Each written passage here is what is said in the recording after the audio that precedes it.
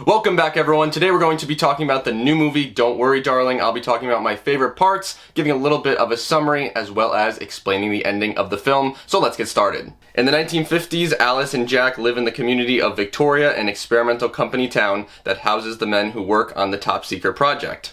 While the husbands are at work, the wives get to enjoy the beauty, luxury, and debauchery of this seemingly perfect paradise. However, when cracks in her life begin to appear, exposing flashes of something that could be much sinister, Alice knows that something is up and wants to find out what it is. Everyone else around her does not question anything to do with what is going on in Victoria, and she is one of the few except for her friend Margaret. From the start, I absolutely loved the visuals in this film and felt that the chemistry and acting in this movie and throughout the entire movie was honestly phenomenal. Harry Styles put together an amazing performance, as well as Florence Pugh. Frank, who is played by Chris Pine, is supposedly the founder and leader of the community as well. Frank continually says that this is a newer, better way of life, while the doctor says that they are changing the world. In the early part of the movie, there's just a bunch of partying, and there's a party at Frank's house, and I've just gotta say, they really loved the sun glare shots in this film.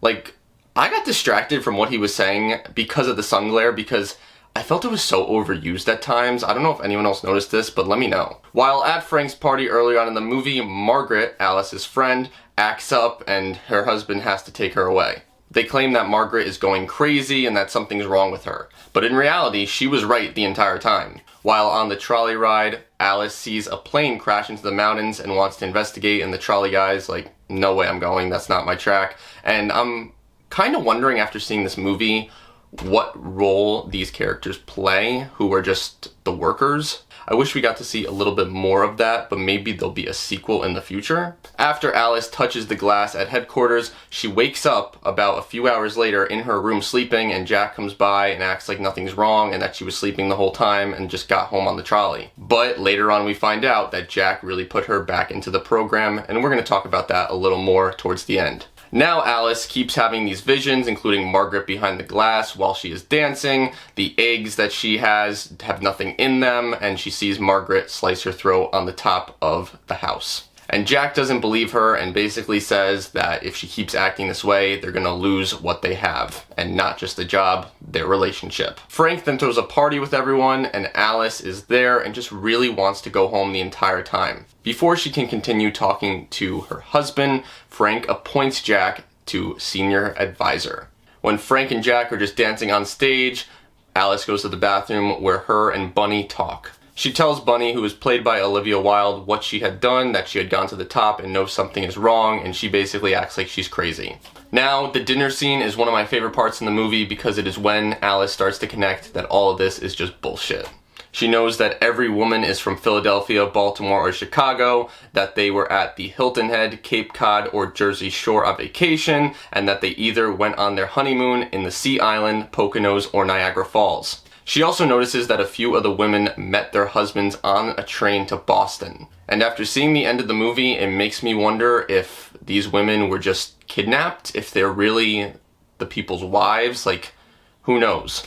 Everything that Alice said in this was 100% correct, but everyone was on Frank's side, and Frank basically says that she's crazy and that something is wrong with her, and they all leave the dinner table. Frank went into the kitchen and basically mocked Alice a little bit and told her that she was basically right and that he liked her because she tested his potential. After the dinner scene, I thought that Jack finally was going to let them leave. As he said, it's okay to leave, they get in the car, but then he starts saying, I'm sorry, and Harry Styles' acting in this was amazing. Alice then gets taken from the car and she's put into this procedure. While in this procedure, she has a lot of flashbacks and we get to see what her life was really like.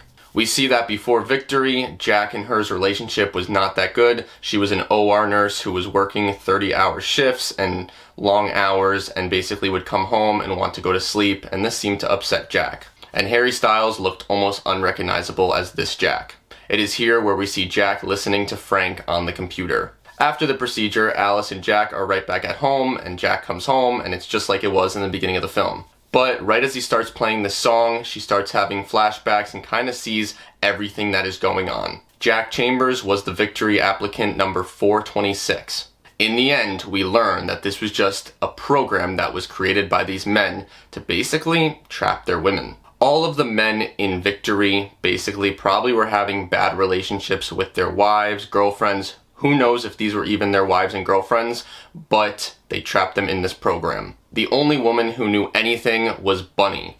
Bunny explains to Alice that she wanted to be in the program because she had lost her kids in real life. She was probably the only person besides all the men who were there not against their will. We see that Alice is basically held against her will as she has restraints on the bed so she cannot move. When Alice talks to Jack in the program and he knows that she now knows everything about what is going on, he explains that every day when they leave for work, they are really just going back to the real world. They leave the program every single day and work hard for hours to try and make money just so that they could stay in the program. And I wish we learned a little bit more about Frank, but I believe that Frank's wife did know what was going on, and that is why she stabbed him at the end of the film, was because he basically screwed up everything. Now, I could be wrong there, she could have been trapped as well, but I took her stabbing him as either she basically said you're a failure, or she found out and just said screw you, Frank. Let me know what you think. We also find out that there are 72 total residents of Victory. Jack also says that he gave her all of this and he did it all for her, but in reality, he did it all for him. And then there's a quick flashback to Frank's party when they're saying, whose world is it? Our world. And it just is very screwed up because it was really the men's world, and this was a very, messed up part of the film that when you look back at it, it makes it even more messed up. Once Alice finds out about all this, she gets so mad at Jack that when he doesn't let her go, she grabs a glass and smashes it on Jack's head, killing him.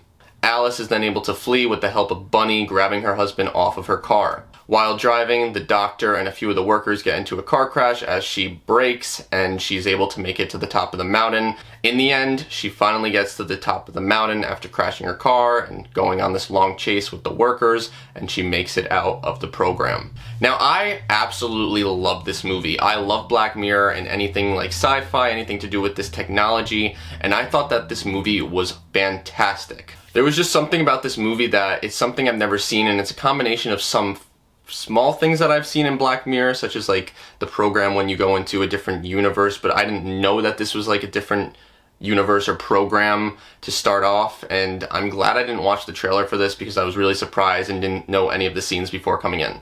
Now, this is a movie I'm 100% gonna watch again, and I just really liked it. I saw some critics didn't like it, so I'm wondering if you didn't like it, let me know why you didn't like it. But I did think it was a little slow at first, but the ending really wraps together the whole movie and the whole program, and I think it is gonna be known as a great movie in a few years from now. So let me know what you thought of the movie Don't Worry Darling, and I'll see you guys in the next video. Have a great day.